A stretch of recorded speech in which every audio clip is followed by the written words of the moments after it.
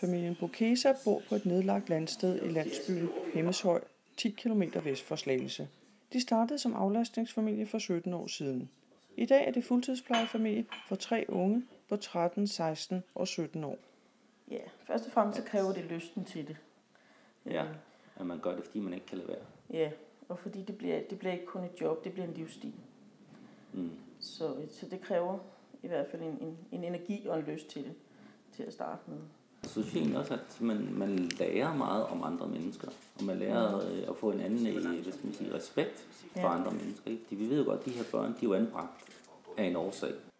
Jo mere man åbner op og viser, at vi er en familie, vi er et almindeligt hjem, på den måde synes jeg egentlig, man får de bedste oplevelser, både med forældrene, men også samarbejdspartnere for kommuner og andre institutioner, hvor det nu kan være. Altså, jeg tror, en af de vigtige ting, det er netop det der forældresamarbejdet. Ja. Fordi hvis ikke vi har et godt forældresamarbejde og respekterer deres forældre, som det de nu kan og ikke kan, så tror jeg ikke, vi når børnene. Nej, så når vi ikke så langt. Det er ikke vores erfaring i hvert fald. Nej, at vi når børnene ret meget. Fordi de vil jo ikke slippe deres forældre. Nej. Næsten tværtimod. Og så er det utrolig vigtigt at have struktur. Altså struktur og regelmæssighed. Det viser vejen frem. Så det synes jeg, det giver det der giver det bedste resultat. Det er i hvert fald det, vi har oplevet. Ro, renhed og regelmæssighed. Ja. Tre gamle dyder.